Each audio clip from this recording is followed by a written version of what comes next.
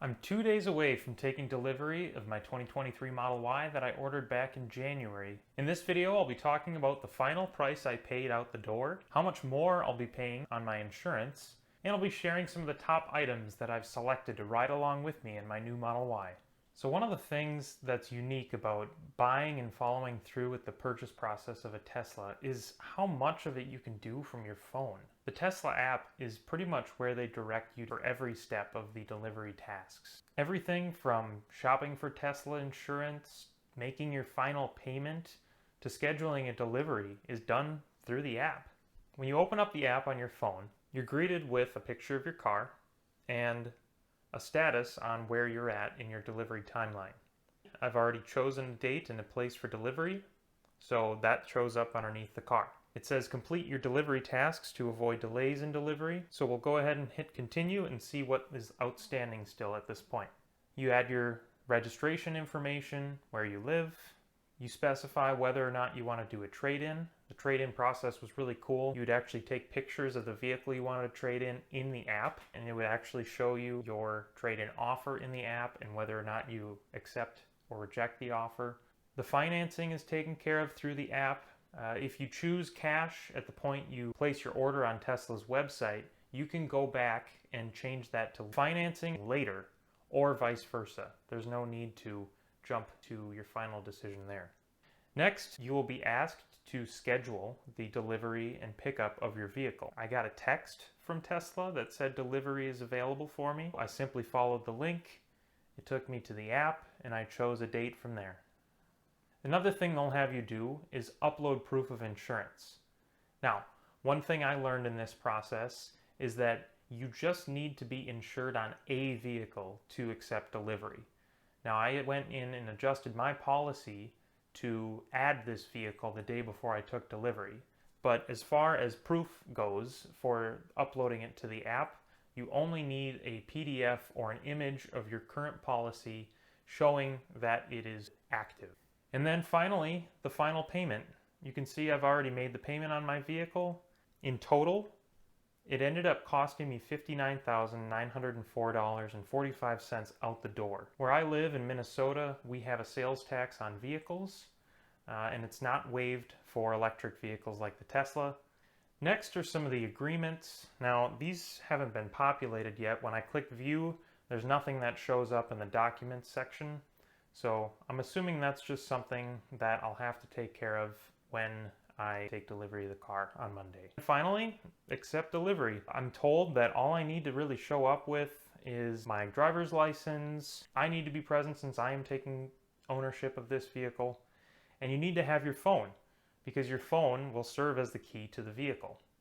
So there's the update on the delivery. So far, it's been a very painless process to manage all of the steps to take delivery of the vehicle. Probably the hardest part of the whole process is the anticipation and question of when will I take delivery of this car.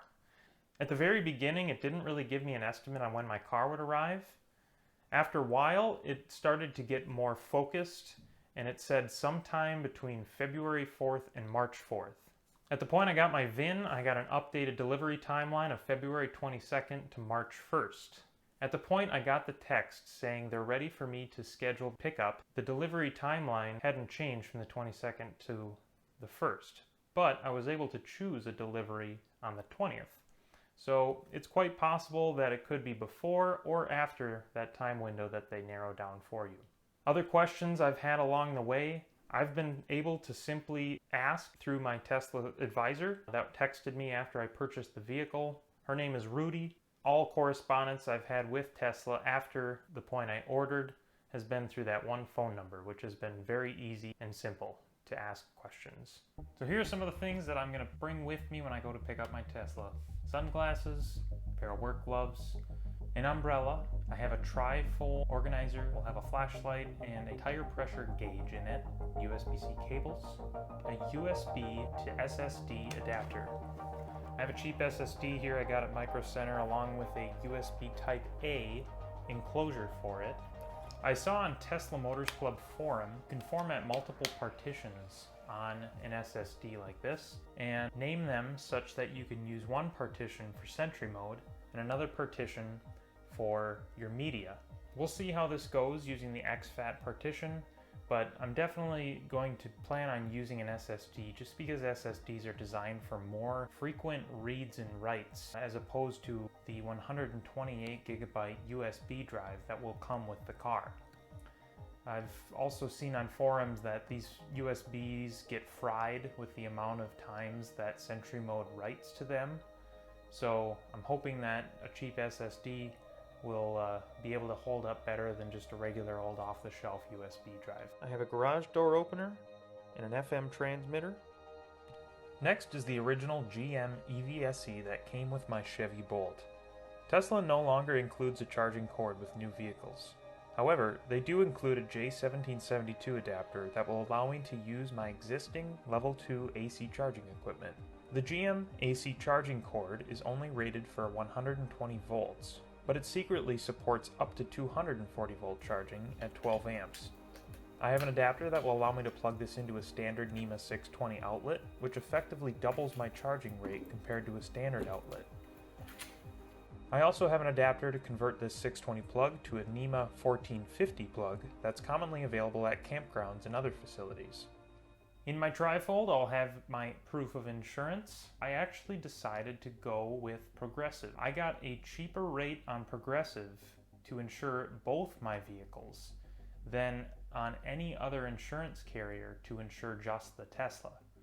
So shout out to Progressive for giving me a good rate on that. I ended up going with a $500 deductible on that Progressive plan, whereas all of the other plans that you see here came with a $1,000 deductible for collision and comprehensive coverage. So got a really good deal. Maybe it's because I've been a Progressive customer for 5 years, but certainly makes the pill to swallow of a brand new vehicle's insurance a lot easier when it ended up actually being cheaper than the insurance I had on my Bolt EV. Tesla did provide a competitive quote, but again, compared to my existing carrier, it didn't quite compete with them at that price rate. And Tesla will adjust that rate depending on your driving habits, which I wasn't super excited about. Maybe if it penciled up that that was cheaper than the others, I would have been okay with it. But I like being able to pay a low rate for my insurance and not having anyone watching over my shoulder on how I drive. I'll throw in a couple generic floor mats, a shovel, and a sunshade, and I'll be off to the races. Well, there you have it. Just as I finished editing the video, I got a text from Tesla confirming my delivery appointment tomorrow. So thank you for watching. Hopefully you enjoyed watching this video.